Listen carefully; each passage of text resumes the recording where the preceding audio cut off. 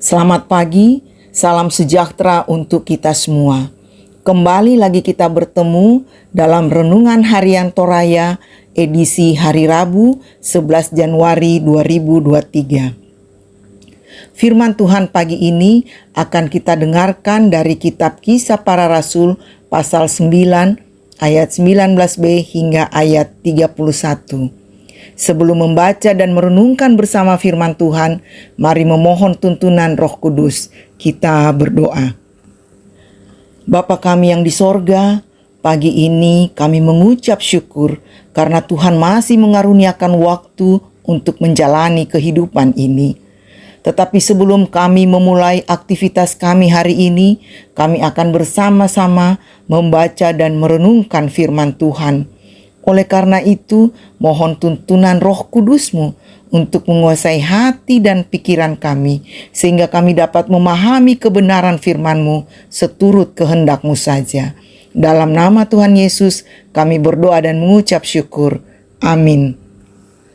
Bacaan kita dari kitab Kisah Para Rasul, pasal 9 ayat 19b hingga ayat ke-31. Saulus tinggal beberapa hari bersama-sama dengan murid-muridnya di Damsyik. Ketika itu juga ia memberitakan Yesus di rumah-rumah ibadat dan mengatakan bahwa Yesus adalah anak Allah.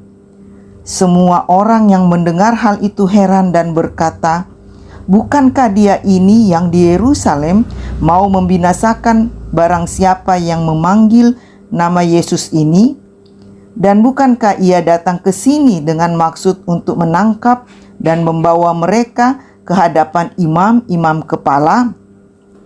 Akan tetapi Saulus semakin besar pengaruhnya dan ia membingungkan orang-orang Yahudi yang tinggal di Damsyik karena ia membuktikan bahwa Yesus adalah Mesias. Beberapa hari kemudian orang Yahudi merundingkan suatu rencana untuk membunuh Saulus. Tetapi maksud jahat itu diketahui oleh Saulus. Siang malam orang-orang Yahudi mengawal semua pintu gerbang kota supaya dapat membunuh dia.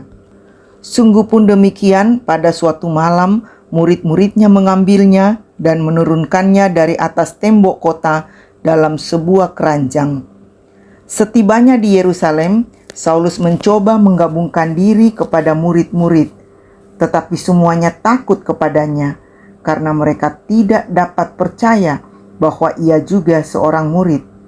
Tetapi Barnabas menerima dia dan membawanya kepada rasul-rasul dan menceritakan kepada mereka bagaimana Saulus melihat Tuhan di tengah jalan dan bahwa Tuhan berbicara dengan dia dan bagaimana keberaniannya mengajar di Damsyik dalam nama Yesus. Dan Saulus tetap bersama-sama dengan mereka di Yerusalem dan dengan keberanian mengajar dalam nama Tuhan. Ia juga berbicara dan bersoal jawab dengan orang-orang Yahudi yang berbahasa Yunani, tetapi mereka itu berusaha untuk membunuh dia. Akan tetapi setelah hal itu diketahui oleh saudara-saudara anggota jemaat, mereka membawa dia ke Kaisarea dan dari situ membantu dia ke Tarsus. Selama beberapa waktu, jemaat di seluruh Yudea, Galilea dan Samaria berada dalam keadaan damai. Jemaat itu dibangun dan hidup dalam takut akan Tuhan. Jumlahnya makin bertambah besar oleh pertolongan dan penghiburan Roh Kudus. Amin. Judul renungan kita pagi ini, hati-hati menilai orang. Da amu timbang punala tau. Pengalaman merupakan guru terbaik. Tentu ada benarnya, tetapi dalam hal khusus belum tentu berlaku. Dari segi pengalaman, Saulus dinilai sebagai orang yang membenci, bahkan menganiaya orang-orang percaya kepada Yesus Kristus. Paulus tidak bisa dinilai hanya berdasarkan masa lalunya.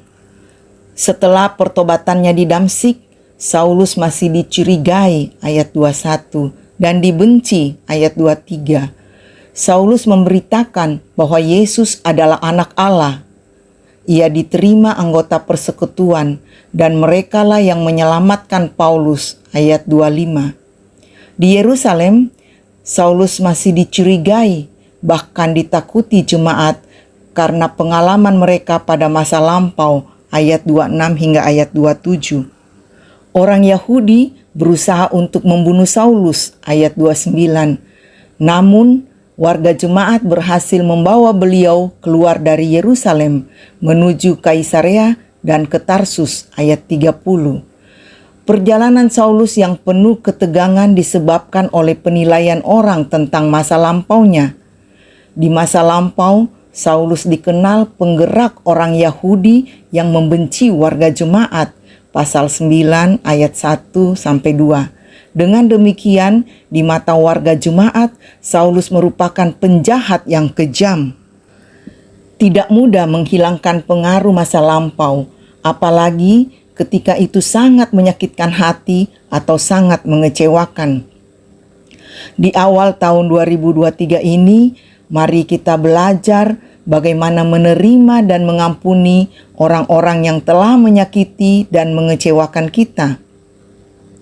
Rupanya, perlu belajar bersama melalui proses saling mengakui kesalahan masa lampau dan belajar saling menerima sebagai makhluk sosial yang saling membutuhkan.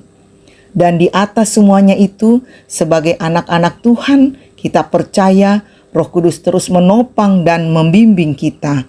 Amin. Mari kita berdoa. Tuhan Bapa dalam surga, terima kasih untuk firman yang sudah kami dengarkan.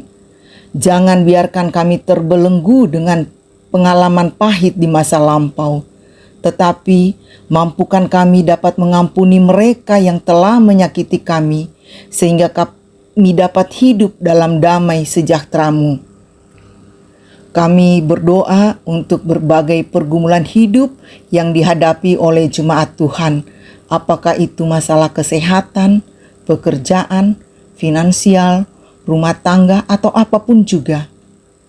Tuhan, berikan kekuatan dan jalan keluar untuk setiap pergumulan jemaat-Mu, dan biarlah melalui berbagai pergumulan tersebut, hubungan dengan Tuhan makin intim, dan kami tidak mencari kekuatan dan perlindungan lain selain kepada Tuhan. Untuk jemaat yang bersuka cita karena berbagai alasan, Tuhan sempurnakan sukacita mereka, dan segala ungkapan syukur dipanjatkan ke hadirat Tuhan. Pimpin kami sepanjang hari ini dan hari selanjutnya.